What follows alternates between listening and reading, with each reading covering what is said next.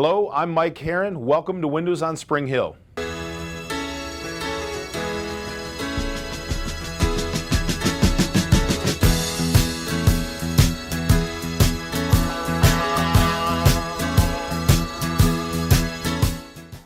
All right, hello, I'm Mike Herron. This is this week's Window on Spring Hill.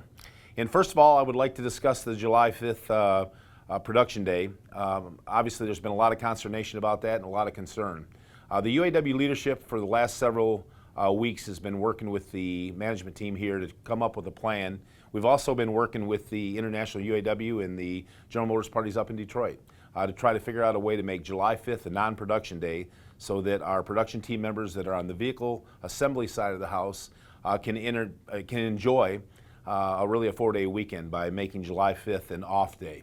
Now, the original proposal that we voted on, and 97% of our team members approved, was that you would have the ability to be able to take the day as an approved day off without pay, or that you would be able to take a vacation day, one of those two.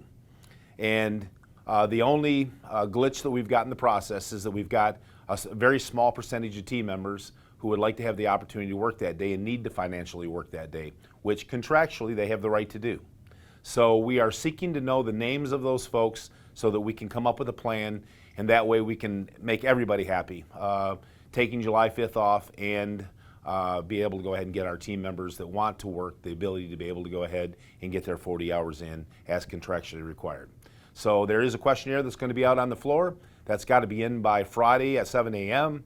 And again, that's for information purposes only so that we can have some discussions with the company next week to try to go ahead and get this resolved. The next thing I'd like to talk about, which is something very important, not only to Spring Hill, but really to the UAW movement nationally. The Volkswagen plant in Chattanooga, Tennessee this week is taking their vote on whether to become a union or not, whether to have a union or not, and whether those team members are going to have the ability to have a say-so in their workplace. So June 12th, 13th, and 14th, they'll be taking the vote. I know that the union here is going to be providing some support to them, and certainly we're all with them in terms of hoping that they have the ability to formulate their own union so that they can share in some of the many benefits that our union is able to provide to the working team members. Really, that voice and having the ability to tap into the collective bargaining process, giving the team members the opportunity to be able to protect their families, enjoy great benefits, and have a plan, just like really the management people have a contract that they're under, and so they're protected. The team members at that plant deserve the same thing, and we're hoping that they have the opportunity to do that. Very unfortunate that some of the elected leaders have chosen to come out against the union. And legally, those team members have the right to be able to make their choices without any undue influences. But it seems like there's a lot of political leaders that have come out because they have prided themselves on making Tennessee a no-union, low-wage state with very few benefits. So good luck to our UAW brothers and sisters in Chattanooga, and I hope that you choose to join the union and be able to control your own destiny. Next up, I'd like to talk about VIS IM South. We've got the building is essentially building out of the jobs in that location. So there is a plan that's underway.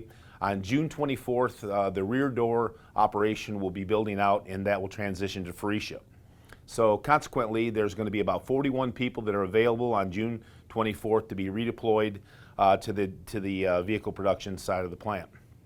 On July 8th, the front doors will transition out to Phoenicia, and that's going to be probably another 80 people that will be available for redeployment.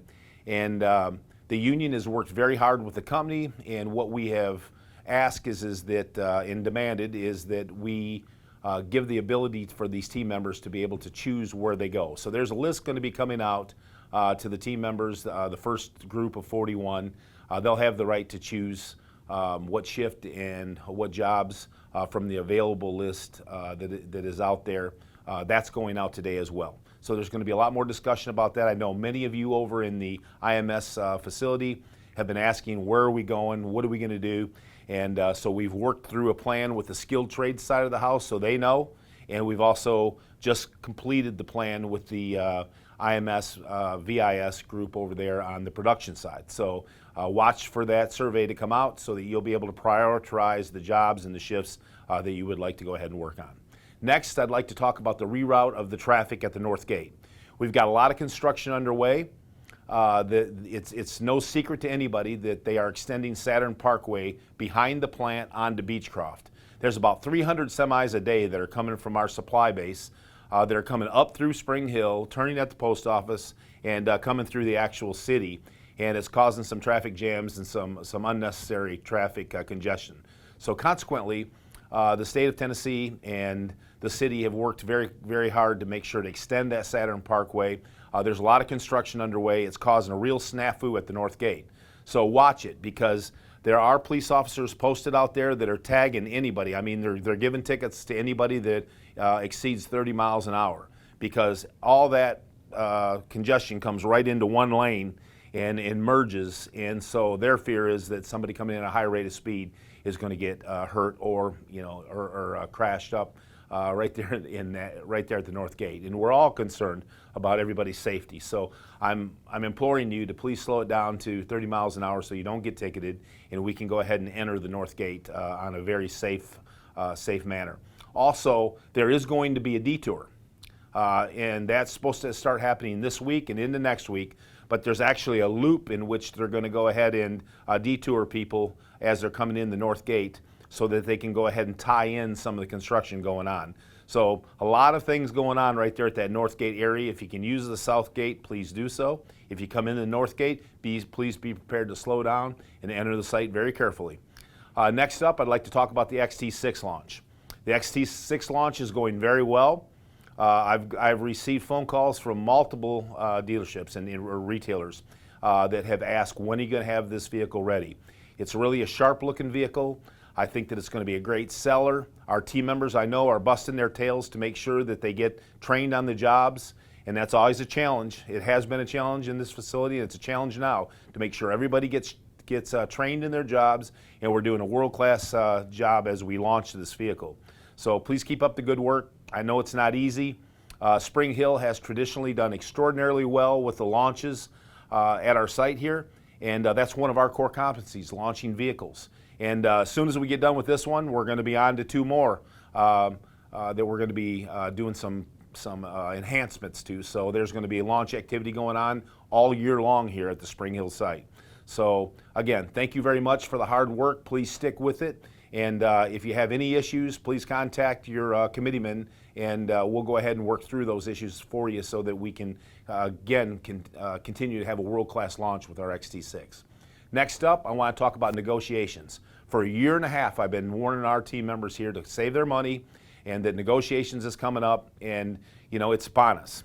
September 12th, or I should say September 14th, at midnight, we have the conclusion of our current agreement, the current 2015 UAW-GM National Agreement.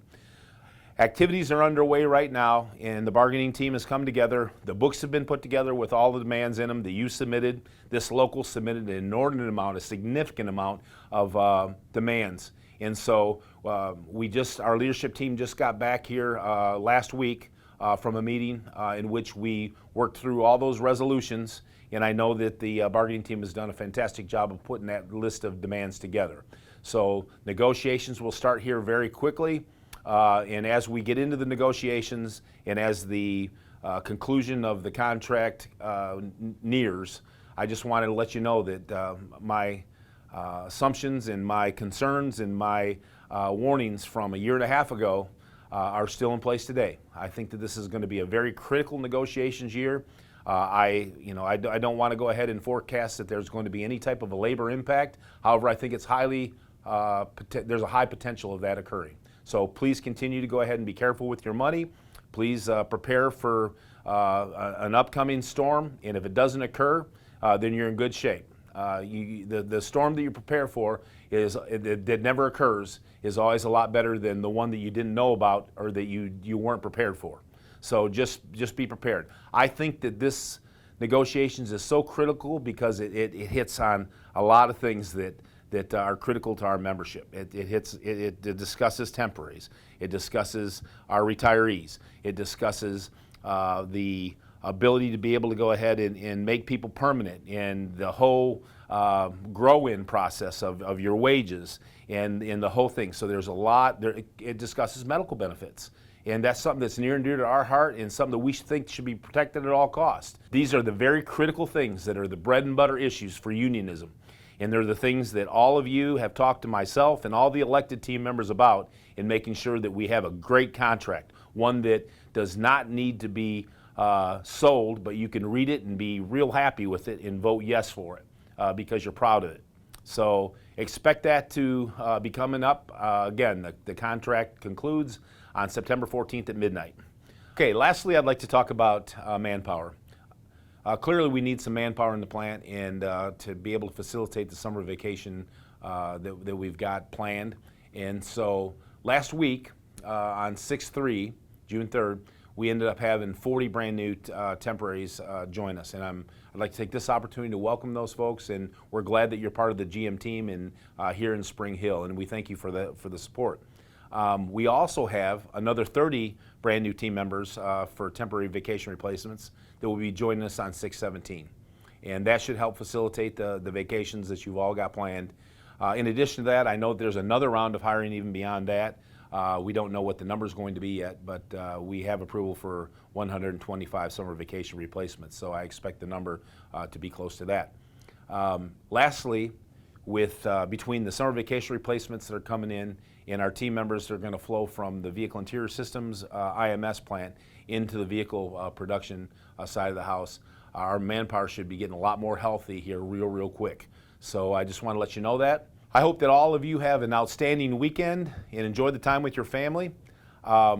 This concludes this week's Window on Spring Hill, and God bless each and every one of you and your families, and God bless the UAW. Good luck in Chattanooga this week.